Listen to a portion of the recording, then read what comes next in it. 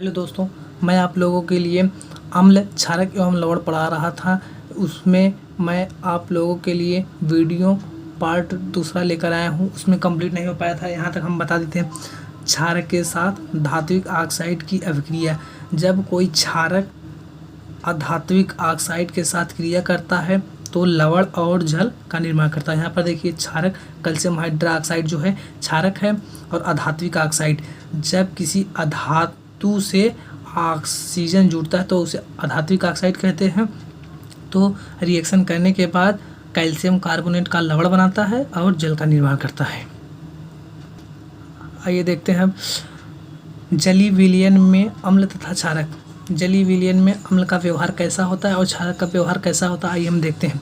अम्ल, जल की उपस्थिति में अम्ल हाइड्रोजन आयन देते हैं। जो अम्ल होते हैं जब उन्हें हम जल में मिलाते हैं तो हाइड्रोजन आयन देते हैं, और hydrogen ion H3O+ hydronium ion के रूप में पाए जाते हैं। जब ये जल में रहेंगे, जब कोई भी अम्ल होता है वो हाइड्रोजन आयन देगा। जब ये जल में होता है तो H2O से रिएक्ट करके हाइड्रोनियम आयन का फॉर्मेशन करता है। आइए देखते हैं अब क्षारक जल की उपस्थिति में हाइड्रोक्साइड आयन देते हैं। जब इन्हें हम जल में मिलाते हैं तो हाइड्रोक्साइड आयन देते हैं। मतलब है, जल के साथ अम्ल व क्षारक मिलाते समय सावधानियाँ हैं। हमेशा अम्ल व क्षारक को जल में धीरे धीरे मिलाना चाहिए। जो अम्ल और क्षारक होते हैं उन्हें जल में धीरे धीरे मिलाना चाहिए। और इसमें जो होता है, पहले जल में अम्ल को मिलाते हैं, न ही जैसे अगर हम यही मान लीजिए, अगर हम टेस्ट ट्यूब है, टेस्ट ट्यूब में पहले हम अम्ल या क्षार नहीं लेंगे, अम्ल या क्षारक नहीं लेंगे। पहले जब हम लेंगे तो जल लेंगे। यहाँ पर जल लेंगे, जल में हम अम्ल या क्षारक मिलाते हैं।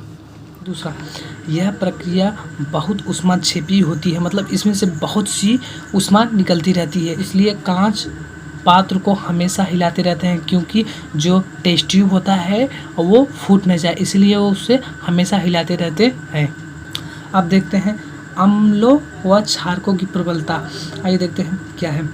किसी क्षारक या अम्ल की प्रबलता उसके द्वारा उत्पन्न हाइड्रोजन आयन या हाइड्रोक्साइड आयनों की सांद्रता पर निर्भर करती है। मतलब उनमें कितना प्रतिशत हाइड्रोजन आयन है या कितना प्रतिशत हाइड्रोक्साइड आयन है, उसी पर निर्भर करती है।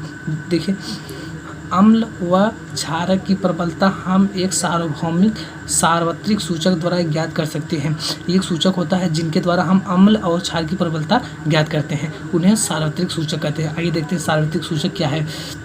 सार्वत्रिक सूचक, यह अनेक सूचकों का मिश्रण होता है। यह सूचक किसी विलयन में हाइड्रोजन आयन की सांद्रता मतलब को रंगों में प्रदर्शित करते हैं। मतलब उनमें कितना प्रतिशत हाइड्रोजन आयन है, उन्हीं के विभिन्न रंगों में वह प्रदर्शित कर देता है।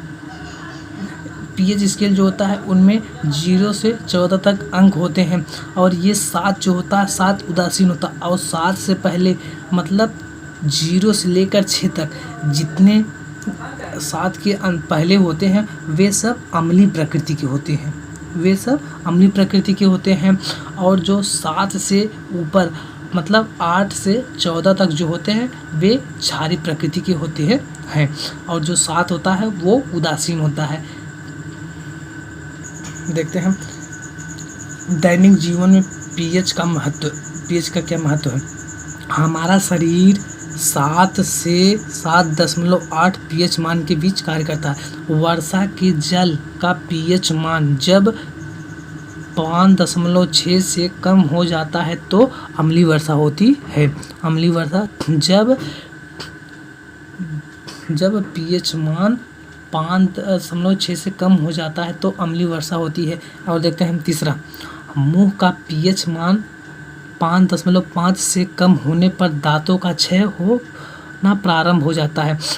जब 5.5 से कम होंगे पीएच मान, मतलब अम्लीय प्रकृति के होंगे, तब दांतों का क्षय प्रारंभ हो जाता है।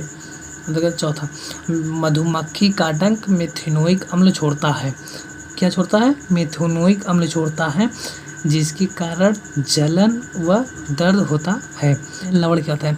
लवण है जब अम्ल और क्षारक आपस में क्रिया करते हैं तब लवण का फॉर्मेशन होता है। यहाँ पर देखिए HCl जो है अम्ल है, सोडियम हाइड्रोक्साइड जो है क्षारक है। जब ये क्रिया करेंगे सोडियम क्लोराइड का लवण प्राप्त हो रहा है और जल निकल रहा है। लवण से रसायनों का निर्माण, आइए देखते हैं लवण से किस प्रकार रसायनों का निर्माण होता है। पहला जो है सोडियम हाइड्रोक्साइड, दूसरा सोडियम हाइड्रोक्साइड जो होता है NaOH, इसका सूत्र होता है सोडियम हाइड्रोक्साइड। विरंजक चूड़, विरंजक चूड़ का जो फार्मूला होता है CaOCl2, ये जो है विरंजक चूड़ का फार्मूला है। सोडा का फार्मूला है NaHCO3, सोडियम बाई कार्बोनेट इसे हम बोलते हैं। अब धोने का सोडा, धोने का सोडा फार्मूला है Na2SO4 इंटू 10H2O, ये जो यहाँ पर होता है इसे N2 बोलते हैं, Na2SO4 इंटू 10H2O, धोने का सोडा इसे बोलते हैं। अब plaster of Paris, plaster of Paris का फार्मूला है CuSO4 का, इसे बोलते हैं कॉपर सल्फेट इंटू 5H2O, ये जो है copper sulphate plaster of Paris का फार्मूला है। आइए हम अब इन सभी को एक एक करके देखते हैं। पहला है सोडियम हाइड्रोक्साइड, आइए देखते हैं इसका निर्माण कैसे होता है। निर्माण, सोडियम क्लोराइड के जलीय विलयन में विद्युत प्रवाहित करने पर यह वियोजित होकर सोडियम हाइड्रोक्साइड उत्पन्न करता है। यहाँ पर देखिए सोडियम क्लोराइड जब जलीय विलयन में विद्युत प्रवाहित करते हैं तो यह सोडियम हाइड्रोक्साइड क्लोरीन और हाइड्रोजन गैस बनती है। यहाँ पर क्लोरीन जो है, क्लोरीन एनोड पर बनती है और हाइड्रोजन गैस जो है ये कैथोड पर प्राप्त होती है। सोडियम हाइड्रोक्साइड जो है वो कैथोड के पास सोडियम हाइड्रोक्साइड का विलयन बनता है। अब देखते हैं, आइए देखते हैं इन सभी का उपयोग क्या है। क्लोरीन, क्लोरीन जो होता है इसका उपयोग जल की स्वच्छता, जल को स्वच्छ करने में क्लोरीन का प्रयोग किया जाता है, PCV में किया जाता है। और हाइड्रोजन जो है, हाइड्रोजन का उपयोग ईंधन के रूप में किया जाता है। अब देखते हैं सोडियम हाइड्रोक्साइड, सोडियम हाइड्रोक्साइड जो है ग्रीज हटाने के लिए, साबुन व कागज़ बनाने के लिए इनका प्रयोग किया जाता है। अब दूसरा है विरंजक चूड़, विरंजक चूड़ का फार्मूला है CaOCl2, कैल्शियम ऑक्सीक्लोराइड, इन्हें कैल्शियम ऑक्सीक्लोराइड कहते हैं।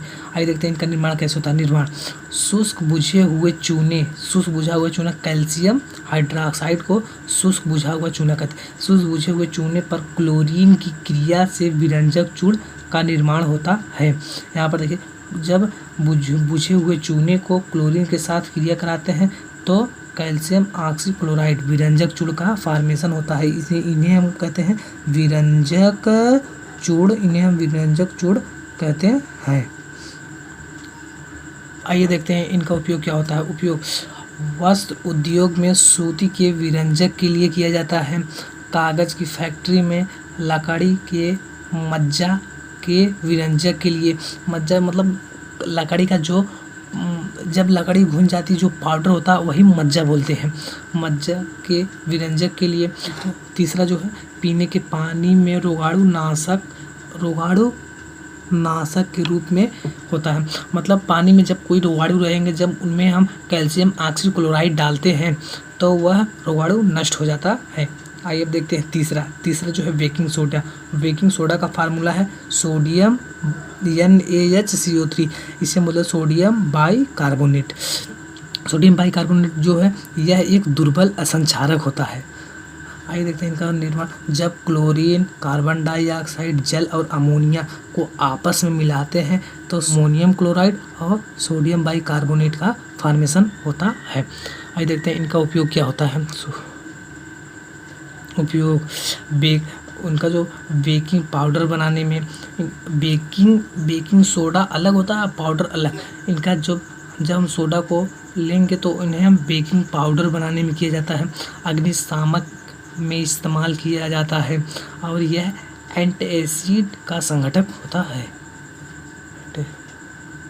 आगे देखते हैं चौथा, चौथा जो है धोने का सोडा। धोने का सोडा फार्मूला है सोडियम Na2CO3 इंटू 10H2O है। देखते हैं इनका निर्माण कैसे होता है।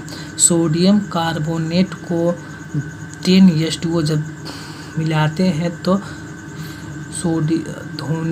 धोने का सोडा का प्राप्त होता है। इन्हें हम धोने का सोडा कहते हैं। आइए देखते हैं इनका उपयोग क्या होता है। पहला, कांच, साबुन एवं कागज़ उद्योग में किया जाता है। घरों में सफाई के रूप में किया जाता है। और तीसरा जो है जल की स्थायी कठोरता हटाने के लिए किया जाता है। आइए देखते हैं अब जो है plaster of Paris. Plaster of Paris क्या होता है? प्लास्टर ऑफ पेरिस सफ़ेद चूर्ण होता है। ये जो होता है सफ़ेद चूर्ण है जिसमें जल मिलाने पर यह पुनः जिप्सम बनकर ठोस प्रदान करता है। ठोस बनकर प्रदान करता है। जिप्सम फार्मूला जो है वो जिप्सम। और दूसरा जो है इसका उपयोग टूटी हुई हड्डियों को सही जगह पर जोड़ने में किया जाता है। तीसरा जो है खिलौनों तथा सजावट सामान में किया जाता है। इनका प्लास्टर ऑफ पेरिस जो होता है खिलौनों और सजावटों के रूप में भी किया जाता है। और गृह निर्माण में भी, गृह मतलब घर बनाने के निर्माण में प्लास्टर ऑफ पेरिस का प्रयोग किया जाता है। आइए देखते हैं अभी इस लेसन की लास्ट हेडिंग क्या है। क्रिस्टलन का जल। क्रिस्टलन का जल कैसे कहते हैं?